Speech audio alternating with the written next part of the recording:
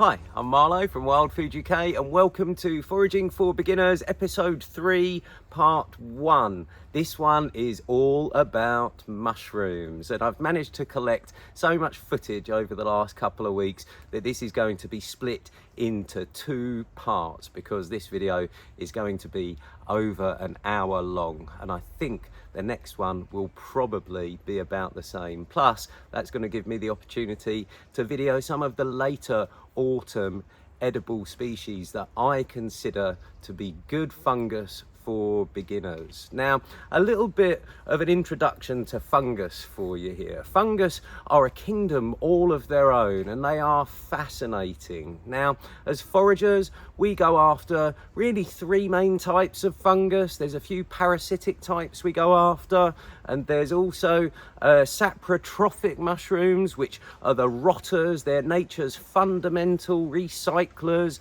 like oyster mushrooms. We go after some of those. And then there's a whole big group of mushrooms called the mycorrhizal fungus that we go after as foragers. Now, those fungus I'm going to talk about a little bit more in detail at the beginning of episode 2, but they are a fascinating topic for anyone who wants to study the natural world.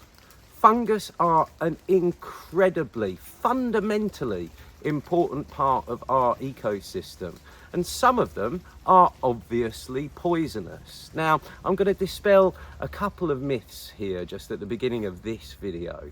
First of all, we have actually got some potentially deadly poisonous fungus just down here. We just spotted these. If you ate enough of these, they could apparently kill you. These are the lilac fiber cap, or Inocybe lilacina. And I just want to dispel a little myth here right away. I will touch this fungus and happily lick my finger. There are no fungus or mushrooms in the UK that are dangerous to touch. Just don't eat them. So if you find mushrooms looking like this in your garden, don't get rid of them. Like I said, they're doing a great job for the health of your garden, so leave them behind. And these ones look quite pretty. The other little myth I'm going to dispel is that well, not really a myth, but an argument I'm going to settle right now is as to whether you should pick or cut your mushrooms. Now, that's an argument that's been raging in the foraging world for as long as I've been a forager, and probably centuries beforehand.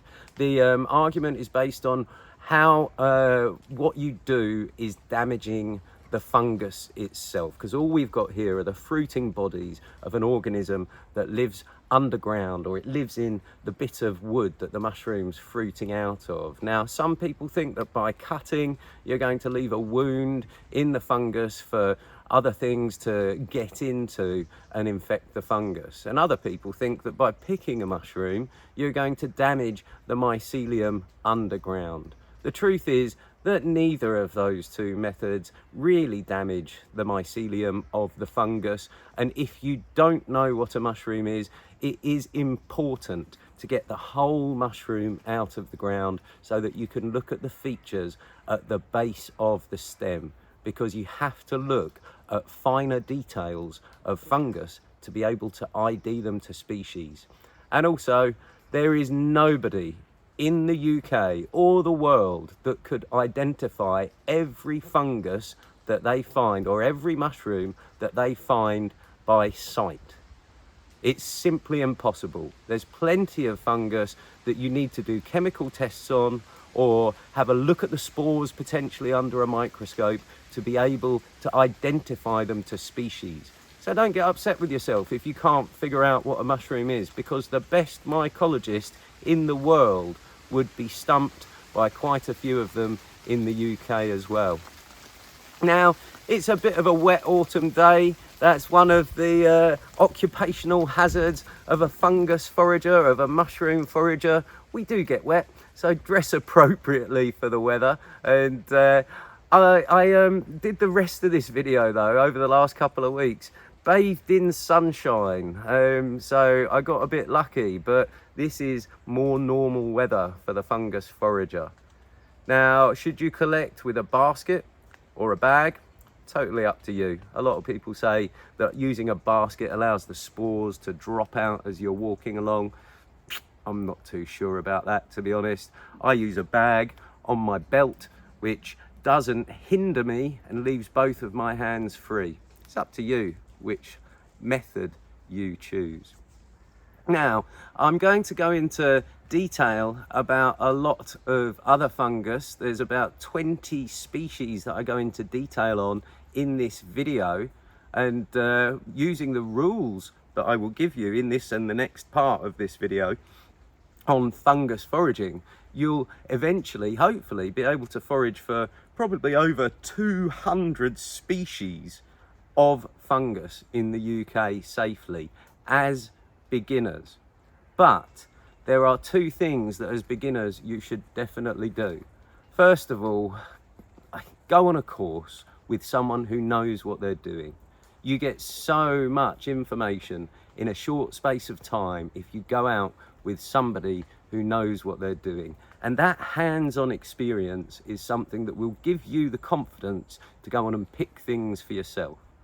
And secondly, get yourself some good books. And I just happen to have what I consider to be the best starter book for mushroom foragers, which we wrote last year. It has been rated as the best beginner's book for mushroom foraging. It's available on our website, wildfooduk.com. But don't just get one book. Get as many books as you can. They all have different photos and some will have different information. I can highly recommend anything by Roger Phillips, certainly anything by Geoffrey Kibbe, although his books are a little bit more expensive. And also John Wright has written some good beginner books for mushrooms as well. So look out for those other authors. But our Mushroom Foraging Pocket Guide is currently rated as the best mushroom foraging guidebook for beginners. And as you can see, it fits in a pocket.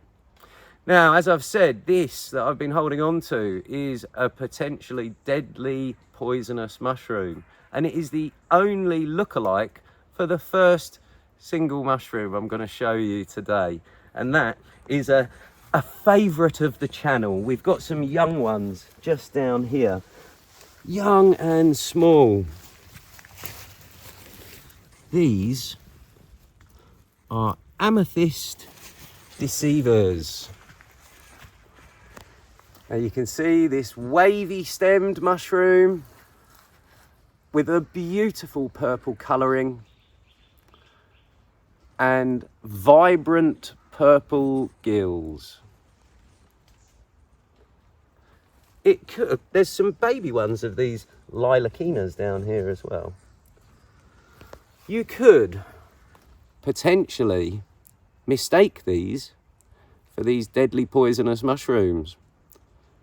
I suppose superficially, when young, they are quite similar. But there's a key difference between these two mushrooms, which makes the amethyst deceiver, for me, the first safe mushroom in this video for beginners. Have a look at the difference in the gill colour.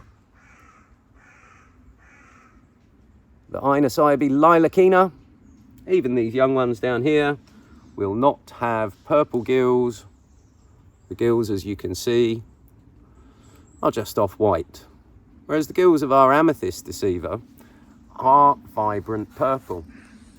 This is a baby amethyst deceiver. I'm going to drop in a photo right now of some more mature versions. That photo that you're looking at is one of my favourite photos I've ever taken of some mushrooms. They are absolutely stunning to look at. As pretty as any flowers that you might grow in your garden, as far as I'm concerned. And they get, as I said, to 10 times as big as this one. And they're extremely common. They like to grow with oak trees, but they're not that fussy. They'll grow in mixed woodland, and they grow in profusion, these amethyst deceivers. These are part of the Leucaria genus of mushrooms. And the reason that we've chosen this little spot, this slightly cramped space to do this opening shot for the video, is because just down here we've got another member of the Leucaria genus. There are 3 different types of orange Leucaria, or deceiver in the UK. There's only one purple one. Now, a little lesson here. These mushrooms are good for beginners. These orange ones here, I do not consider safe for beginners because there are plenty of lookalikes for them, and there are levels to fungus foraging. Some mushrooms are nice and easy, and that's what this video is going to focus on. Some mushrooms like this Leucaria laccata here have a lot of potential lookalikes. Those ones I'm not going to be introducing you to as beginners. Look at the stems on these mushrooms though. I do love the stems of the Leucarias. They never grow straight for some reason or other. It's almost like they're having a little disco in the forest where they're growing. Beautiful mushrooms, and I've been foraging for mushrooms for over 25 years, so I can identify these safely. These, anyone should be able to identify safely with those purple gills. One last little tip for beginners: if there is a danger colour in the mushroom world, it's white, not red. Out of the truly deadly poisonous mushrooms that we have in the UK, a large portion of them are white all over. Particularly watch out for mushrooms with white gills that grow from an egg sac. I'll introduce you to those in part 2 of this video. And if there is a safe colour in the mushroom world in the UK, it's actually purple. Almost all purple mushrooms in the UK are edible. Note the word almost though. Right, let's get on with the rest of this video. I'll see you at the end, and I hope you enjoy it.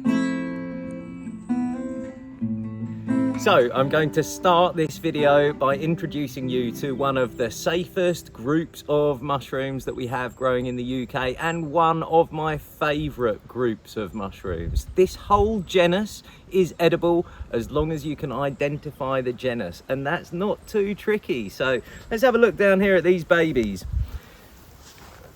We always leave babies behind, and when they're very young like this, they can be a little bit more tricky to identify, but these are already looking to me like one of the Macrolepiotas, or the parasol group of mushrooms, and I'm going to show you some more. There's 2 different types here, so let's first of all have a look around here.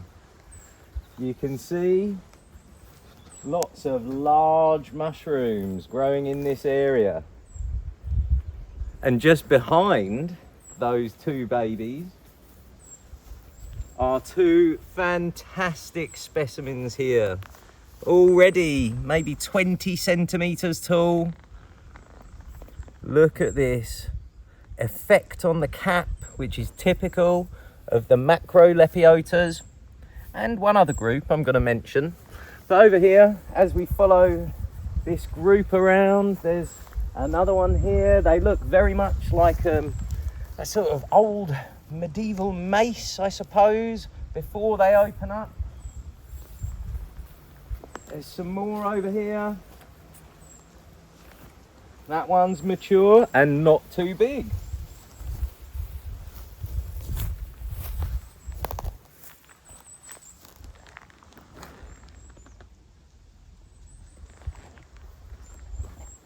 There must be about 40 specimens in this area.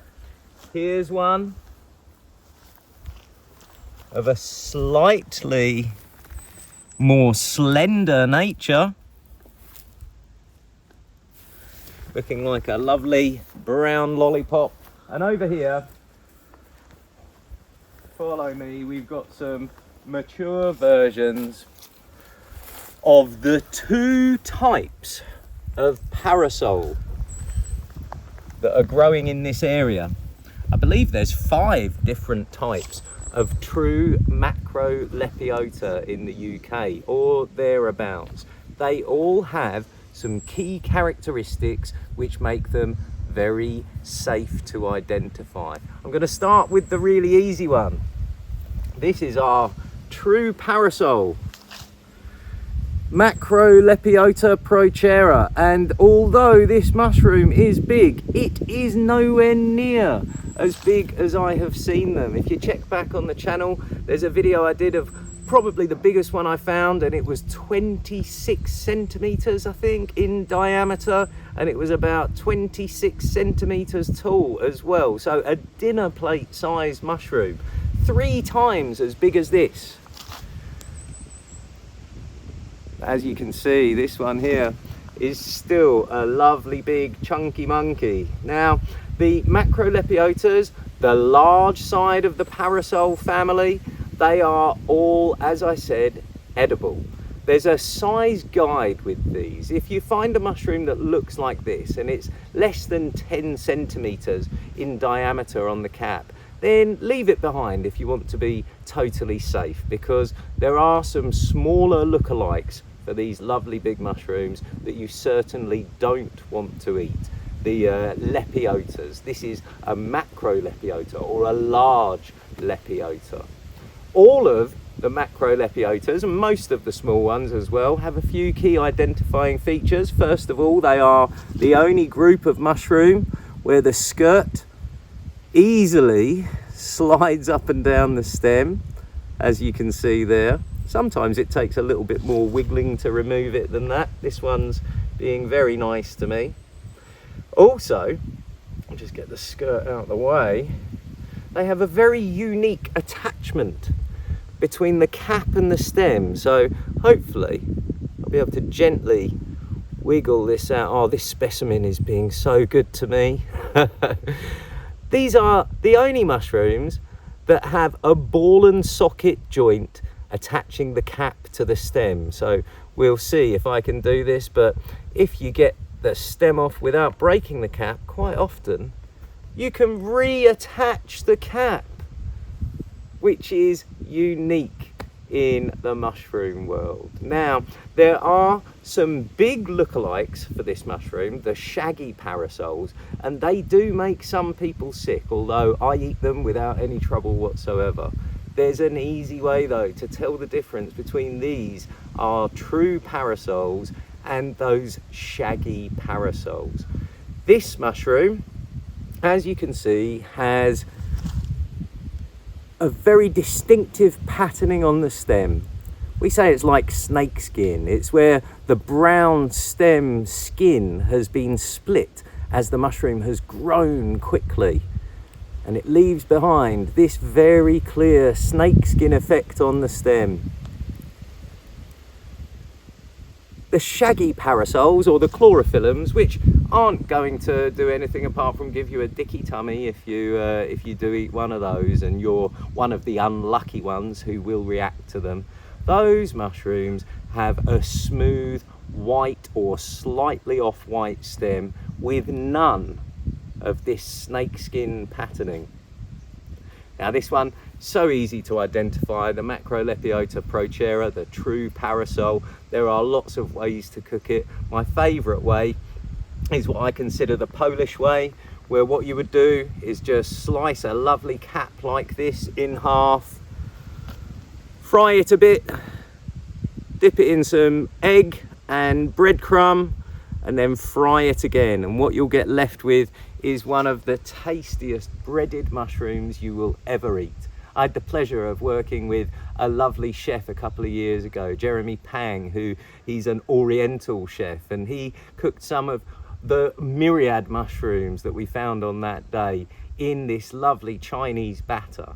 And we were talking about porcinis and some of the more famous mushrooms in the world, but the mushroom that tasted the best in batter, and it's similar when breaded, was the parasol. These are a truly lovely mushroom, and look at the size. You don't need many of them to get yourself a good meal's worth. Now, as I said, there's not just one species of true parasol in the UK. I've got a second species down here in the Macrolepiota world. This one would break my rule that I just gave you. It's not quite 8 centimeters in diameter, but I am confident of what this mushroom is. It does get bigger than this, but we saw some young ones over there that were a bit bigger than this mature one here. This is the slender parasol, Macrolepiota mastoidea. It's slightly more difficult to identify, but has all the same key features. So we'll see if this one's going to be as nice to me as that first one. Let's have a look. First of all, that skirt, which slides up and down the stem. Being quite nice to me, Attila. Doing well here so far. And then the ball and socket joint.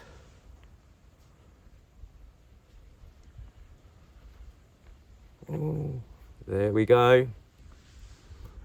Reattach that again.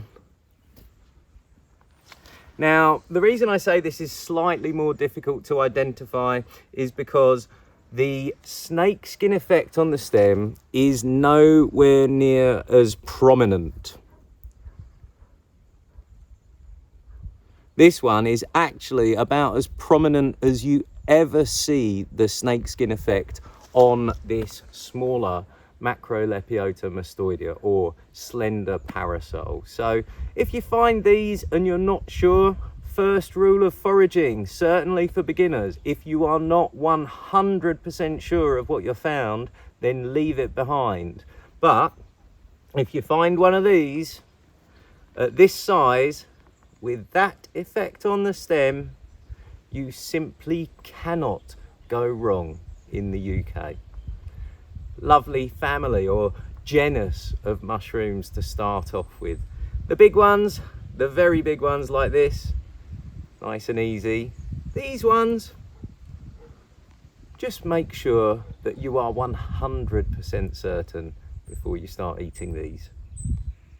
Let's see what else we can find today. So this video isn't going to be all about the different groups or genus of mushrooms that you can pick from. I'm going to throw in some lovely single species which are nice and easy to identify, and they don't come any easier than this one down here. Come and have a zoom in, Attila. What we've got here is a young cauliflower fungus, Sparasis crispa. These only grow at the base of coniferous trees like this one here. They are a fantastic edible with no toxic lookalikes for sure. The only things that you could potentially mistake this for would be potentially maybe hen of the woods, or there's quite a rare fungus called the Podocipher multizonata as well. Both of those grow with hardwood trees though. They mainly grow with oak, whereas this one grows with coniferous trees. Nice and easy to ID. It gets called the cauliflower fungus because it looks like a cauliflower. I've said this one's young. One of the reasons I know it's young is the colouring. When it matures, it will become a lot paler, a lot whiter, and also the fronds on this are still extremely tight, which shows me or tells me that it's got some growing to do. They'll loosen up and become much bigger as the mushroom matures. Now, this is a truly lovely edible. This one at this size, being young, will double in size potentially over the next week or two, depending on the conditions that hit it over the next couple of weeks. Now, as an edible, it's really, really tasty. The only tiny issue with this one is that all of these fronds and crevices give creepy crawlies a lot of space to hide in.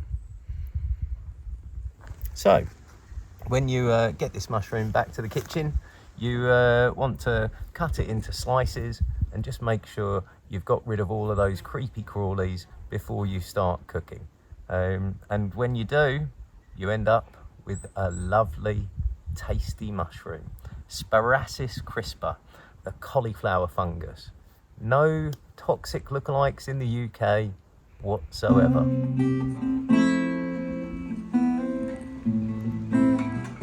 So now I'm going to introduce you to another group of mushrooms that is particularly safe for beginner mushroom foragers, and that is the puffballs. And I've got a few examples to show you. So down here we've got a tiny little baby common puffball.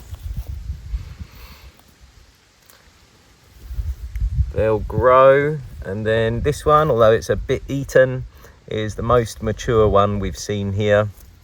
And they do get to twice this size. Now, the puffballs are at least 3 different genus of mushrooms as far as I know. This one's Lycoperdon pilatum, there's bovistas, and there's calvicias. What they all are, though, are mushrooms that have no gills. Nice and simple. And the simple rule for puffballs is that as long as they are white or light in colour and they are white all the way through, then they're edible. When they mature, they will start to yellow on the inside. We'll see if that's happened on this one here. Cut it in half. No, still white and soft like marshmallow on the inside, which makes this a perfectly edible mushroom, although most of them aren't that tasty. Now, when you're picking your puffballs, all you've got to do is rule out a couple of other types of mushroom that look a little bit similar, and I've got one of those right here. This is in the Scleroderma genus of mushrooms, or the earthball genus. Now, when I cut this one in half, you'll see something very different. Ta-da! Dark in the middle. Not all sclerodermas, though, are dark in the middle, particularly when young. What they all are, though, is much firmer than our puffball mushrooms. The mushrooms that you want are like spongy marshmallow. Now, there's at least 18 different types of puffball in the UK, and like I said, all of the light ones are edible. There's one that will give you a bit of gastric upset. It's called the dusky puffball, and it's basically a darker version of this one. It's brown. But there's one in the group that is, as far as I'm concerned, the safest mushroom, full stop, for beginners to go foraging for. And here we have, good throw Kerry, a giant puffball, and this is not a big one. They get to 2 feet in diameter quite regularly. In fact, I think the record for a giant puffball in the UK was 72 inches in circumference. So we're talking about a mushroom about this big. And these are the ones in the family that I consider to be the most tasty. So when you find these, it's a good day. But again, watch out for any yellowing on the inside. As soon as the sponge starts to go yellow, they can again give you a bit of a dicky tummy. Nothing worse than that, but you don't want to eat them after they've started to yellow. And a little tip for cooking them as well, because what a lot of people do when they find their giant puffballs is they'll cut it into big mushroom steaks and then fry those up.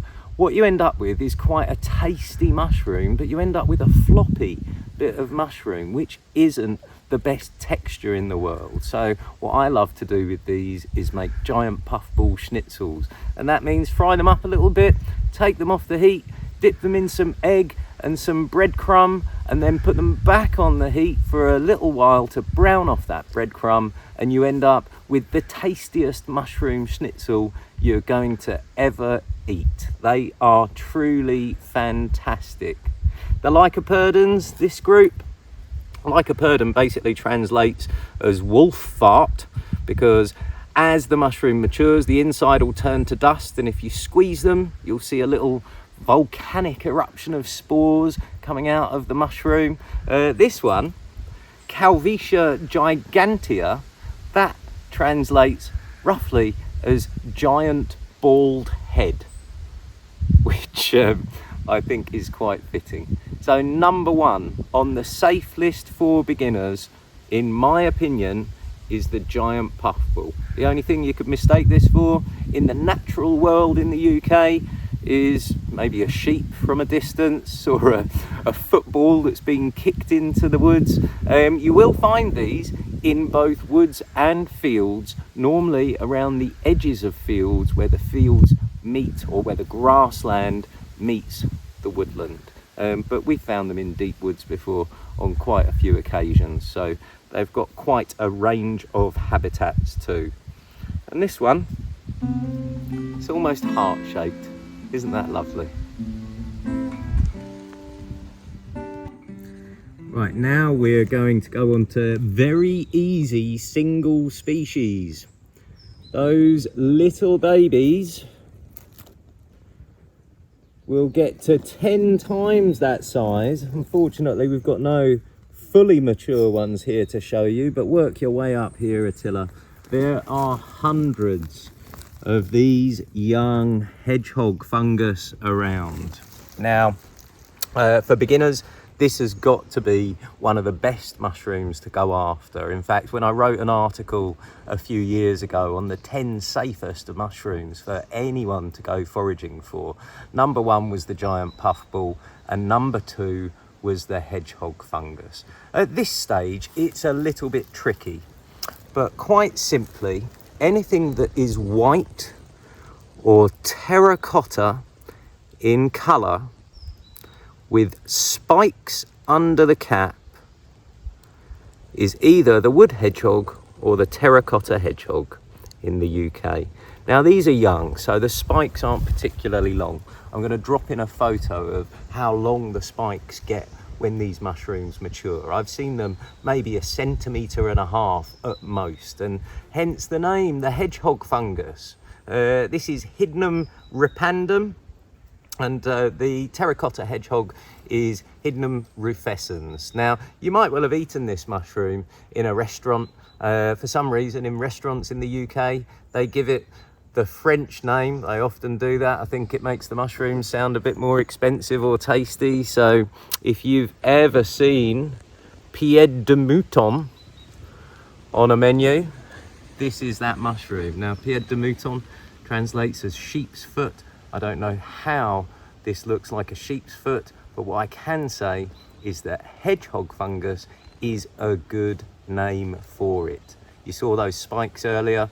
Really simple. As I said, if it's a white or off-white mushroom with spikes under the cap, growing out the ground, that's important, because there are a few mushrooms that are white that grow out the side of mainly beech trees that have spikes that hang down. We don't want you picking those because they're quite rare. But if it's got a stem and a cap and spikes under the cap, you quite simply have a hedgehog fungus. There are some dark brown ones that you don't want to eat, the sarcodons and others. They're mainly found up in Scotland rather than down here where I am in Herefordshire. But like I said, white or light on the cap, spikes under the cap. This is a very safe mushroom. And taste-wise, it's one of the best. It has a lovely firm texture and a lovely deep mushroomy flavour. So really, if you're a very worried beginner, this one is the one for you. Okay, so down here is another one of the easiest and most common edible mushrooms for beginners to go foraging for. What you can see there is a shaggy inkcap, Coprinus comatus, and this, when it looks like this, has no lookalikes in the UK. There is a potential lookalike, the magpie fungus, but that one is called the magpie fungus because it's black and white, even at this stage. Whereas this one, as you can see, has that lawyer's wig, judge's wig effect on the cap, which gives it its common name. At this stage, It's a mild flavoured mushroomy mushroom. As it matures, it will turn into something that looks like this. Which, as you can see, is deliquescing, is the technical term, or basically turning into an inky liquid. You can use that ink in your food as a substitute, I suppose, for squid ink, or you can actually use it as an ink. Before we had iron gall ink in the UK, almost everything written down was written using the ink from these mushrooms. It's not very much of a permanent ink, but it's one that if you add a fixative to, like nutmeg or urine, will stay quite a long time on a piece of paper. I've got pens now though, so I don't use this.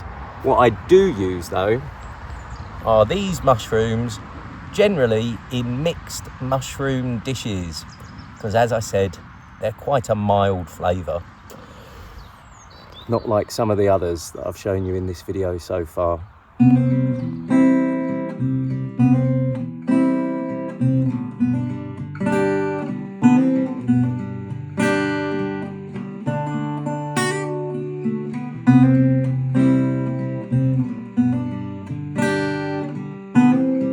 So now I am going to introduce you to what I consider to be the best group of mushrooms for beginner foragers to go out looking for.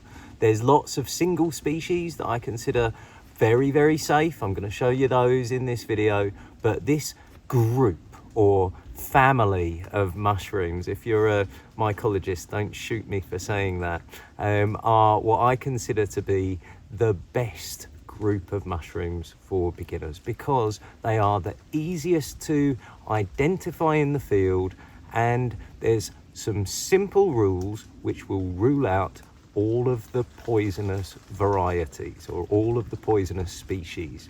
So technically this group of mushrooms, let's have a look, Attila, down here,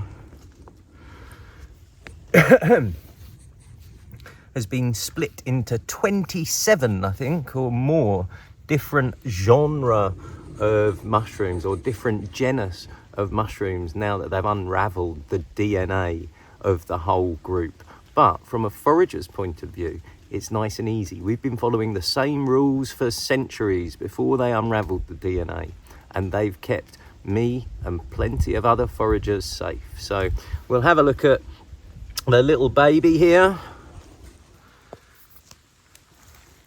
Little nubbin of a mushroom, which is going to get much bigger. I could ID that, but it's not showing the key identifying features. This one here, which I picked from not too far away, most certainly is. It's got a stem, it's growing out the ground, and it's got a cap. It's not growing out the side of a tree, and underneath the cap, most importantly, you can't see any gills, you don't see spikes. What you can see is sponge. And the best example that we've found around here is this one. So I'll just pull this one up too to show you. There we go. This, which has been invaded by a few enemy slugs, is a penny bun. We call it the penny bun in the UK because it looks like a brown bread roll. In Italy, these are porcini or porcino mushrooms. That's how they're most commonly known. In France and Spain, they call it the cep. In America, they call it the king bolete.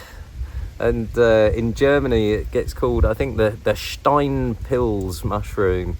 It's got a different name in almost every country that it grows in, because it is one of the most sought after mushrooms in the world.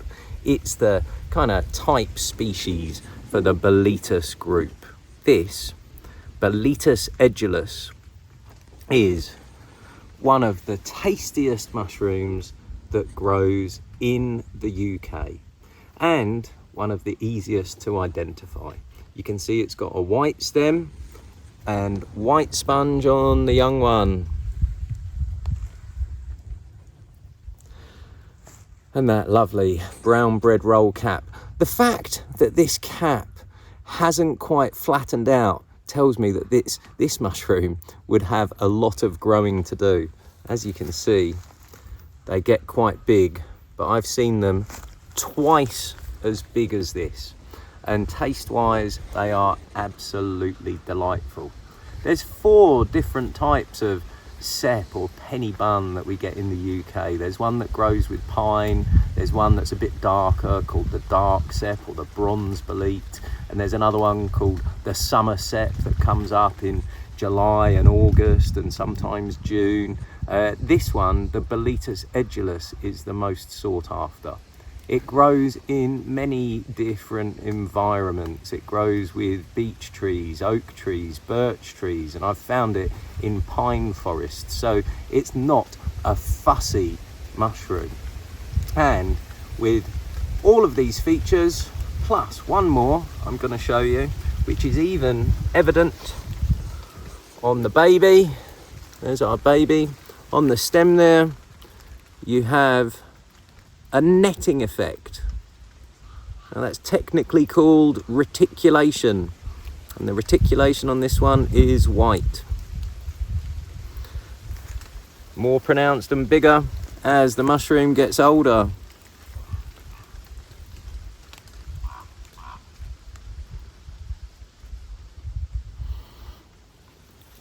And then even on this stem here, you can see that reticulation nice and easily. So this particular member of the Boletus group is a very easy one to identify, and they're more common than you think. But the rules that I'm going to give you right now for this group will keep you safe and give you an extra 40 odd mushrooms that you can pick nice and safely. I do get a lot of pushback from experienced foragers when I quote this rule though on the channel, because there's plenty of edibles that break the rule I'm about to give you. But all of you more experienced foragers watching this video, remember this one is called Mushroom Foraging for Beginners. And the very simple rule for foraging from the Boletus group for beginners is no red, no blue. Red is always seen on the outside, on the stem or the sponge of the poisonous varieties of Boletus, and all of those, when cut in half, like I've done with this one already, the flesh of the toxic Boletus, the devil's bolete, Rubroboletus satanus, and the Legalii would stain vibrant blue. I'm going to drop in some photos of that staining and the red right now. As you can see there, the red is not subtle on the stem of that mushroom in front of you. Now onto the blue staining. Once one of those mushrooms is cut in half, it will go blue very, very quickly, in seconds on oxidation. So they're not subtle rules that I'm teaching you here. They're easy rules for beginners.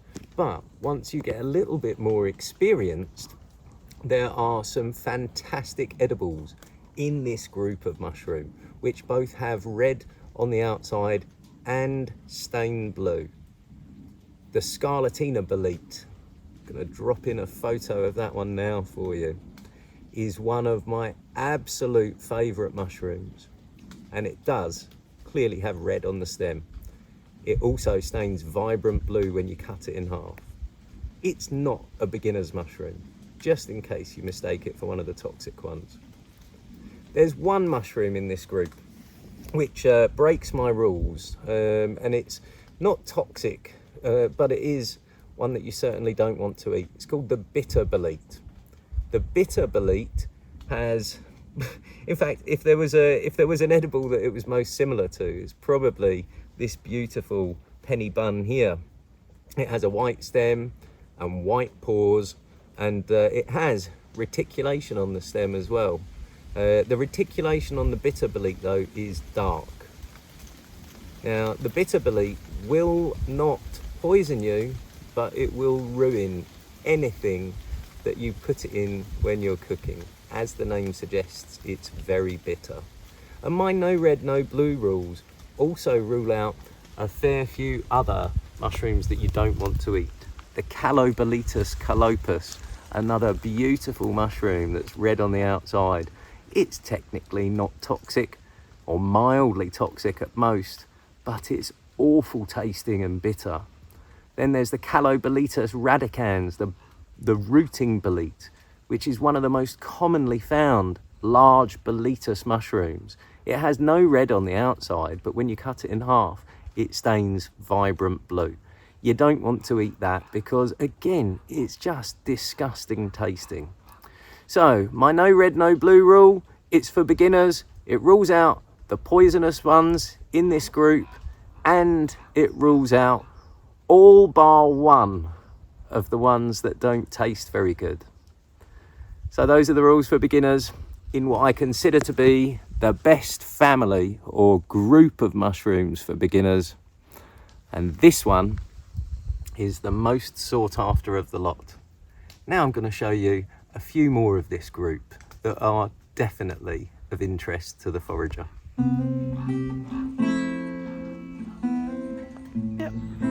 Okay, so I've introduced you to the boletus family of mushrooms, and I've told you no red, no blue are the simple rules to follow to stay safe in this family. And I found a good example of a mushroom here that's going to show you the red quite clearly, and watch what happens when I cut this in half. Just bear in mind, this is a yellow fleshed mushroom, but as soon as the flesh is exposed to air,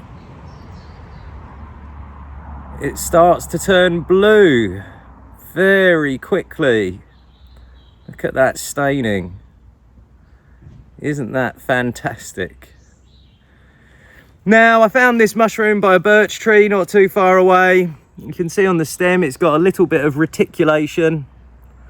That tells me that what we've got here is the luridis, the lurid bolete, which is technically an edible mushroom, but this is showing very clearly the two things that as beginners you want to stay away from. Leave these behind for people who know a little bit more about mushrooms. I'm going to take this home and eat this one myself. So in that boletus group of mushrooms that I've just introduced you to, there's one section which is perfectly safe for even beginner foragers, and we've got a really good example of it just down here. Now, the lexinums in the UK, and I believe the world, are actually all edible, and we have a good example of one just here. It's growing underneath a birch tree. If you're trying to identify your lexinum mushrooms to species, it's important to take note of the tree that they are growing with. But as a forager, they're very easy to identify as safe to eat. Here we have a mushroom again with sponge under the cap and a little invader. But most importantly, on the stem, we have this almost dirty lint tea towel effect. Now you might think that's where the stem's just got a little bit grubby, but that's not. That's exactly how all of the stems on the lexinums look. And this one, I believe to be the brown birch bolete. We're underneath a birch tree, so this one is Lexinum scabrum. You also get the orange birch bolete and the orange oak bolete and the slate bolete. And there's probably about 10 different lexinums that grow in the UK. This one, the brown birch bolete, is easily the most common and probably the most common found as well, because it gets big. You can see this lovely big mushroom here. Unfortunately, it's not the best edible in the group. I personally like the orange ones, the orange oak bolete and the orange birch bolete. Attila, our in-house mycologist, his favourite mushroom, full stop, to eat is the slate bolete. That one will grow with aspen and looks reasonably similar to this, just with a slightly more grey cap, and it stains a different colour when you cut it in half. This one, the brown birch bolete, when I cut this in half, shouldn't really stain at all. There's the stem.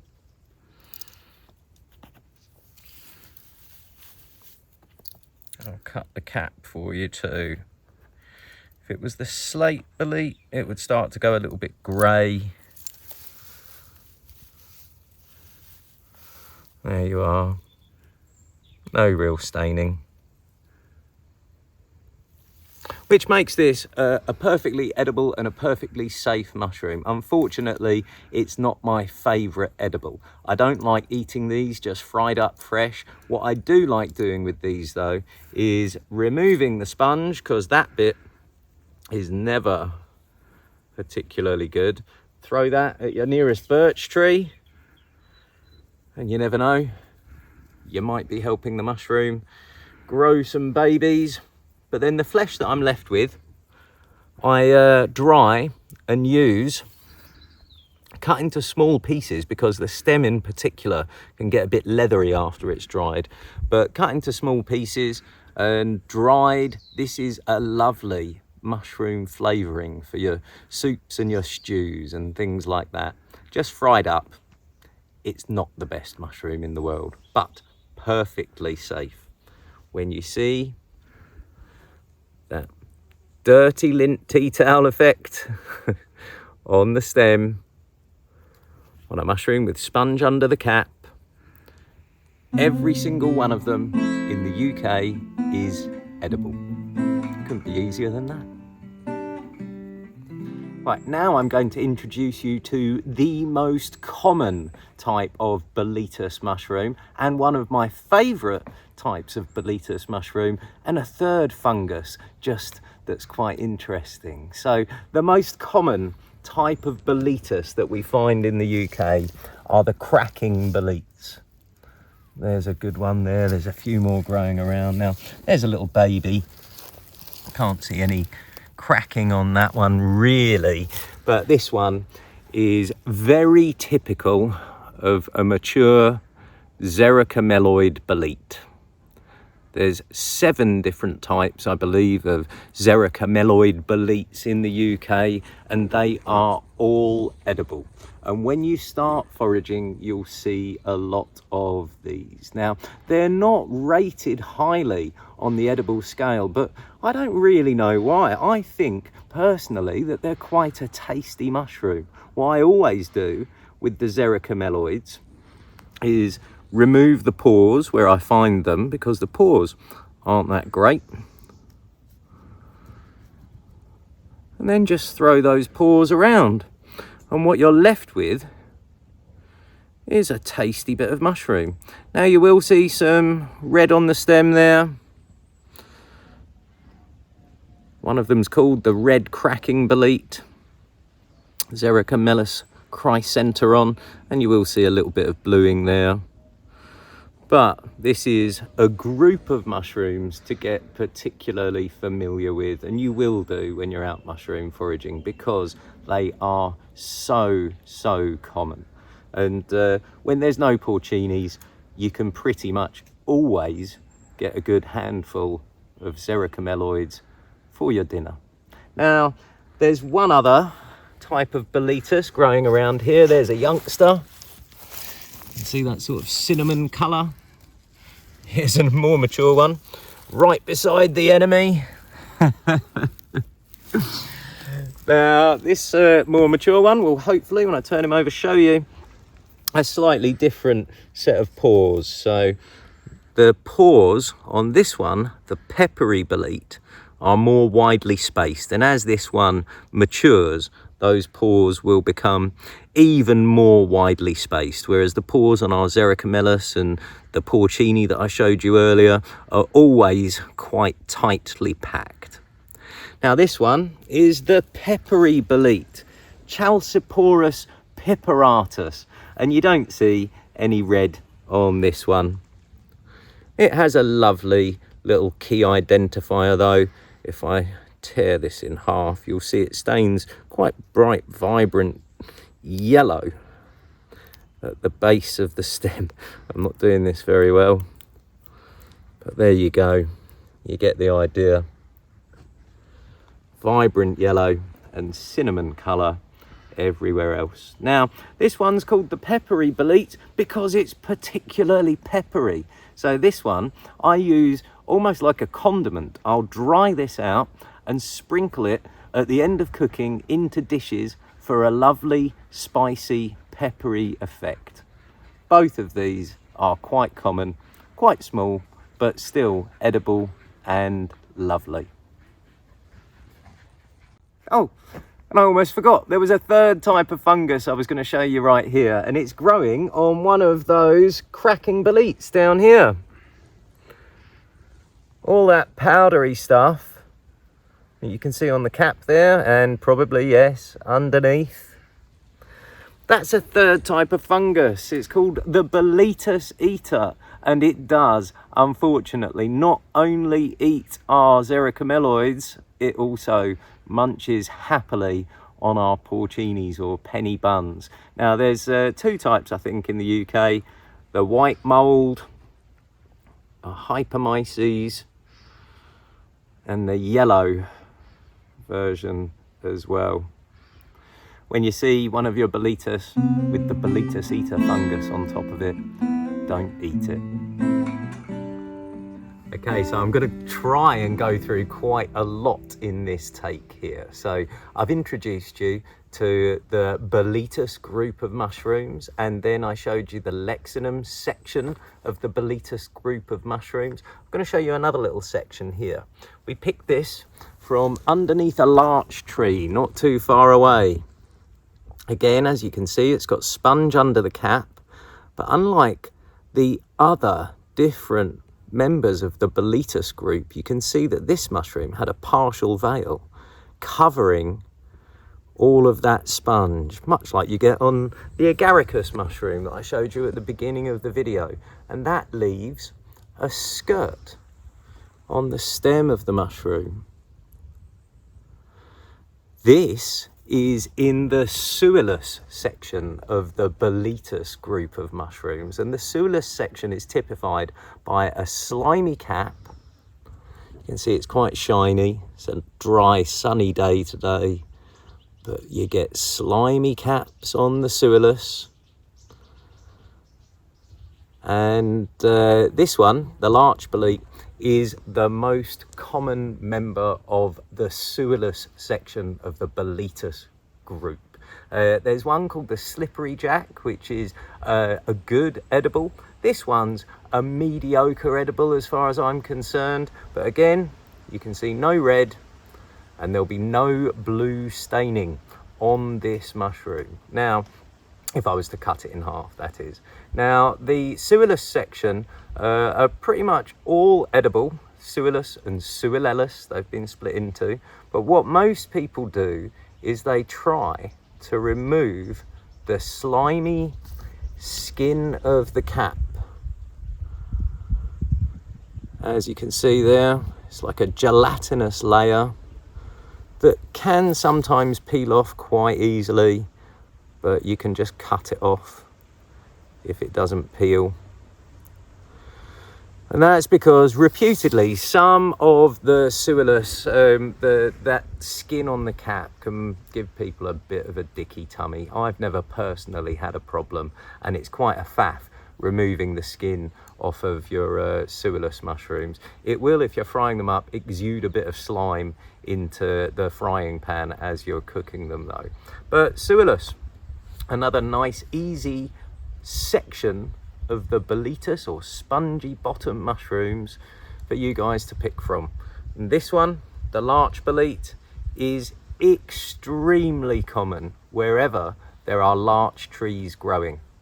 Now I'm going to introduce you to another whole group of mushrooms now, the milk caps, which, as the name suggests, exude milk when you damage them. And I've got 3 or 4 different members of the milk cap genus, none of which were growing. Well, actually this one was growing right here beside this oak tree, and I expect when damaged, oh, it's a bit dry. If they don't exude milk when you damage the gills, the thing to do is break the stem off, and normally what you get is some drops of milk around where you break the stem. But there you go, that's an example of a mushroom that is not playing ball. They don't read the same books as we do, and this one is just a bit too dry to exude any of that milk, or latex people quite often call it. Luckily enough, we've got 3 or 4 others here which are going to play ball for sure. This one here I know is going to exude quite a bit of milk because it always does. This one is the fleecy milk cap. There's 2 different genera of milk caps now, the lactifluous and the lactarius, and this one is lactifluous velureus because it's got a sort of velvety nature to the cap. Now this one, when I damage the gills, is going to clearly, after a little while, start to exude little drops of white milk. There's some on my finger, and there's some more coming out there. And just to show you what I was talking about, if I break the stem, you start to get milk around the edge of where you've broken it pretty quickly.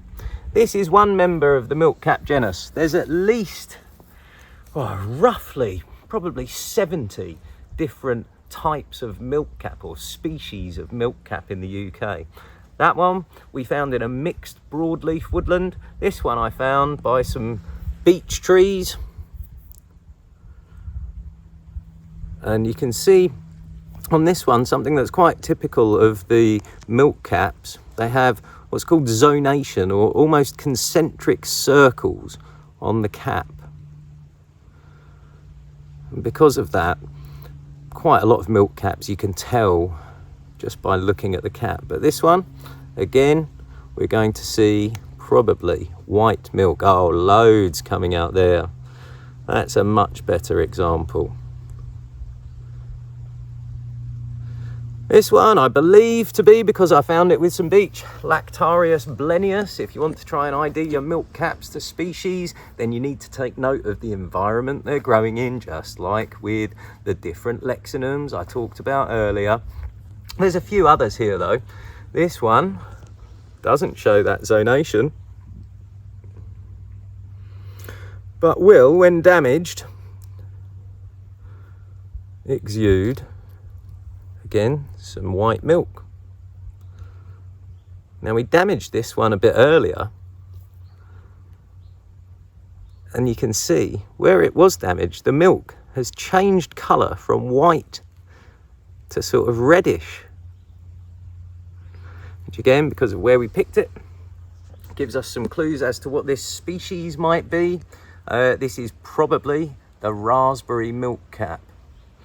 Now down here we have a very different coloured milk cap with a nice chunky stem, a couple of them here, greenish on the cap.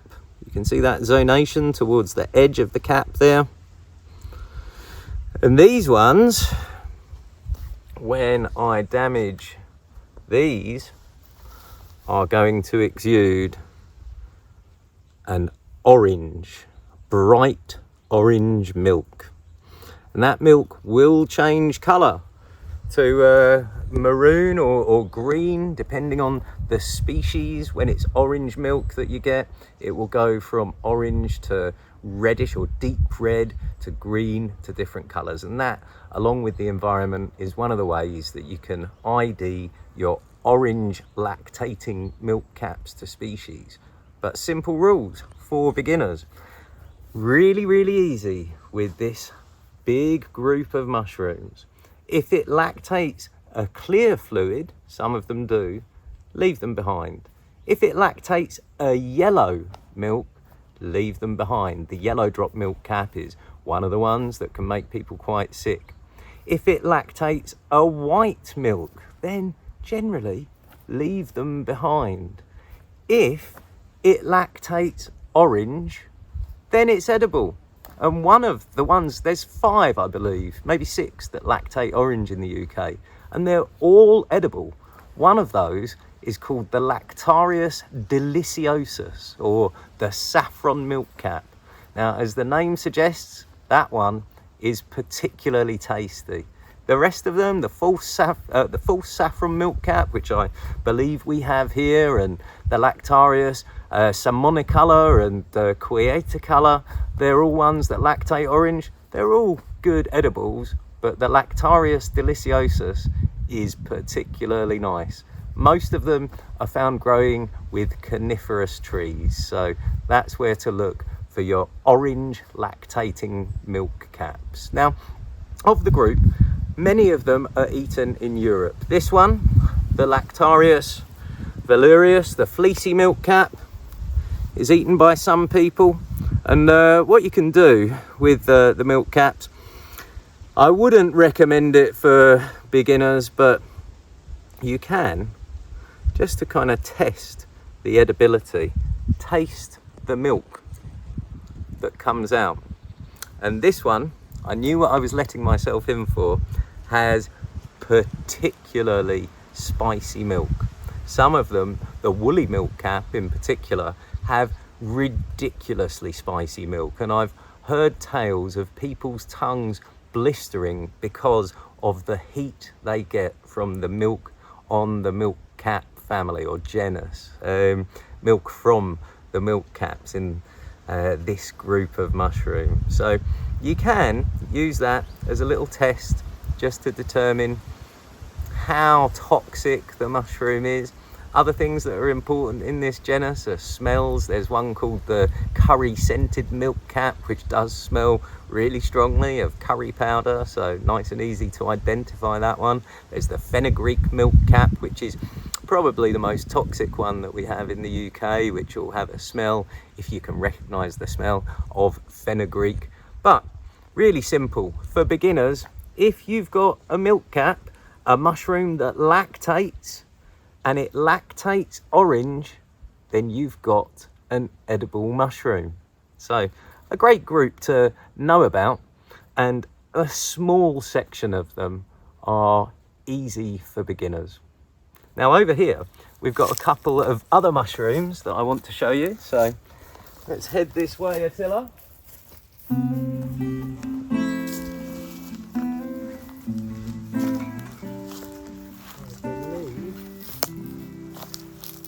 There are few around. I've got to watch where I tread. And here I'm going to show you one of the most sought after edibles that we have growing in the UK. There is a young little cluster of the horn of plenty, or the trompe de mort. French call it the trompe de mort, the trumpet of death, because apparently bodies underground are trumpeting up from underground using this mushroom. I far prefer our British name, the horn of plenty. That's named, it gets that name from its scientific name, Craterellus cornucopoides. The cornucopia was a horn in Greek mythology that used to produce endless amounts of food. And these mushrooms are a little bit like that, because when you find one little patch of them, the first thing you do is stay perfectly still, because quite often there are thousands of them around you that you just haven't spotted yet. And over here, there's some slightly more mature ones. There's another patch here right beside my bum. Don't need to zoom in on that too close. And there's loads more dotted around. Look here, yeah, there you go. These are all quite young. This one here is probably the most mature that we have growing around here, but they will get to double this size. Key identifying feature that makes these mushrooms safe is that they are entirely hollow. It'll be closed off at the bottom of the stem there, but absolutely hollow. You probably can't see my eye, but I can see the camera through this completely hollow, black, trumpet-shaped mushroom. They tend to grow most often with beech trees, sometimes with oak, that's where they're growing here, and they hide extremely well in the leaf litter of the beech trees that they grow with. They have a reasonably long fruiting season, so you can find them from the beginning of September right through to early November if you're lucky. And as far as gourmet mushrooms go, this is one of the best in this video, or in the world, I dare to say. They don't have a huge amount of flesh, but they do have a huge amount of flavour. They're lovely, just fried up, and they are really lovely dried and used in any way that you would use a dried mushroom. They don't really have any lookalikes with this completely hollow stem and this dark colouring in the UK, but there is one other mushroom which is luckily enough growing just around this tree as well, which you could potentially mistake them for. We saw a few earlier. Let me see if I can find one now. There we go. Just down here, there's a cluster. A lovely cluster of a fantastic mushroom called the elfin saddle. And this one's got a bit paler. They're normally about that colour. This is one of the helvellas. And the helvellas are more commonly known as the saddles because this paper-like cap attaches at the very top of the mushroom like a saddle. Now, what's most lovely about these mushrooms is the incredible structure of the stem that you see there.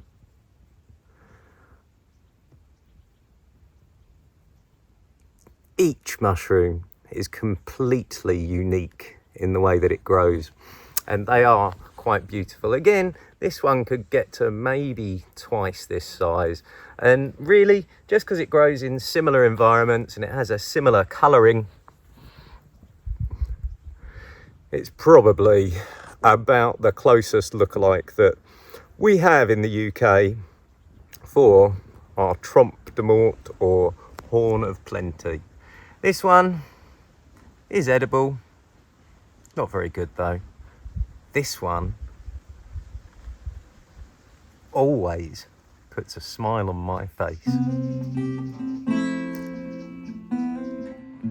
So that was Foraging for Beginners episode 3 part 1. Part 2 will be coming out soon. I really hope you've enjoyed this video, so if you did, give it a like or subscribe to the channel, and also in the description below you'll find a link to our new Patreon account where you can help support the work that we put into this channel and into our online guides at our website wildfooduk.com.